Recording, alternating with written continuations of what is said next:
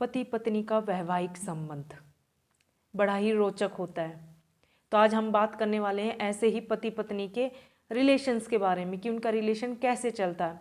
एक पत्नी को अपने पति से और पति को अपनी पत्नी से हजारों शिकायतें होती हैं, और शिकायतें भी किस तरीके की, एक महाकाव्य चाहो तो लिख सकते हो।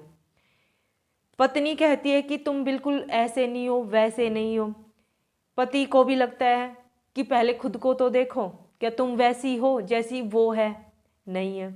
पत्नी की शिकायतें अपने पति से कि तुम ये नहीं करते, तुम वो नहीं करते, तुम मेरे लिए नहीं सोचते हो। ऐसा मन करता है कि सिर फोड़ दूं, किसका? अपना भी और तुम्हारा भी। ये होता है। ये हर पति पत्नी के बीच होना ना एकदम स्वाभाविक है, टेंशन नहीं लेनी इस चीज़ की। फिर जो मेन टर्निंग पॉइंट आता है ना, वो पता क्या होता है? अगर आपको किसी फंक्शन में कहीं ऐसी जगह पर एक ऐसा व्यक्ति दिख जाए जिससे आपकी शादी हो सकती है, आपके पार्टनर से कुछ एक दो गुण जो आपके पार्टनर में उसमें नजर आ जाते हैं। असल में क्या होता है ना कि आपके पार्टनर में चाहे ना 10 गुण हो, वो भी एक अच्छी क्वालिटी के, तो आपको ना वो नजर नहीं आएंगे, लेकिन जो दूसरे में गुण है ना वो आपको बहुत जल्दी नजर आएंगे।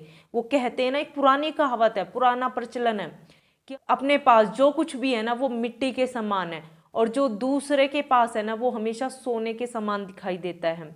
दुनिया जिसे कहते हैं जादू का खिलौना, जो मिल गया वो मिट्टी है, जो ना मिला वो सोना है।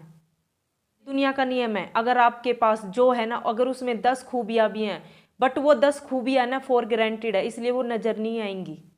बस उसमें जो 2 खूबियां ना वो आपको बखूबी नजर आएंगी, लेकिन जो 10 खूबियां इसमें ना वो आपको नजर नहीं आएंगी, जबकि 10 खूबियों में वो बहुत ज्यादा पीछे है, लेकिन उसे बस वो 2 खूबियां नजर आ रही हैं। यार गलती होगी।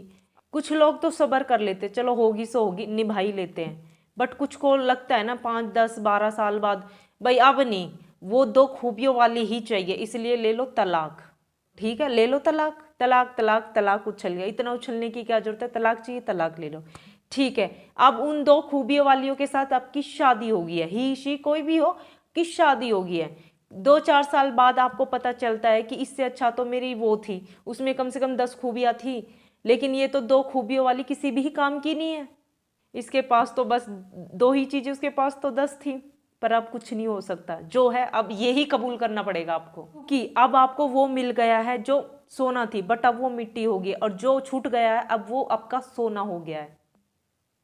मैं कुल मिलाकर ये बताना चाहती हूँ, जो चीज हमारे पास होती है ना उसकी हमें कभी कदर नहीं होती, लेकिन जो चीज हमें दूसरों के पास दिखाई देती है ना, हमें लगता है कि वो ज्यादा अच्छी है, वो ज्यादा खूबसूरत है, वो ज्यादा खुश है। ऐसा कुछ भी नहीं है, ऐसा कुछ भी नहीं, क्योंकि नजरिए की बात है। वो आपको दूर से चीजें अच्छी दिख रही हैं, बट जो आपके पास है उसमें हजार खासियत हो सकती है, बट आपको ना तराशने की जरूरत पड़ती है। बेसिकली पति पत्नी 2, 4 महीने या साल भर हम कह सकते हैं बड़े प्यार से रहते हैं, एक दूसरे की केयर करते हैं। बल्कि क्या कहते हैं कि तेरे बिना तो मैं खाना भी नहीं खा सकता। हाँ यार शोना, तुम मेरे बिना खाना खा रहे हो ना? ना, मैं तो मर जाऊंगा, खाना नहीं खा सकता तेरे बिना। ये चलता है कुछ स्टार्टिंग में, बट बाद में समझ में आता है यार इससे प्यार किया था, इससे शादी करी थी, जिंदगी खराब होगी मेरी तो। अब क्या हो गया है कि इससे पति क्या सोचेगा? अब क्या हो गया, खाने के टाइम पे ये इतना टाइम लगेगा, इससे पहले तो मैं खा ही लूँ, मैं नहीं तो भूखा मर जाऊंगा, ये तो पगली है, इसके लिए कौन इंतजार करेगा?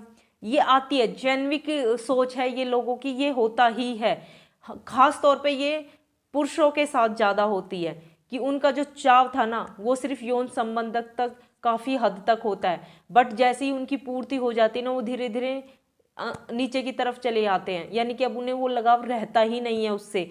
बट पता है, ये एक ग्राफ से समझो, जो पुरुषों का प्यार होता है ना वो ऐसे ऊपर की तरफ एकदम सुर से चढ़ता है, और नीचे की तरफ एक, और वो भी बेस लाइन है उससे नीचे की तरफ चला जाता है।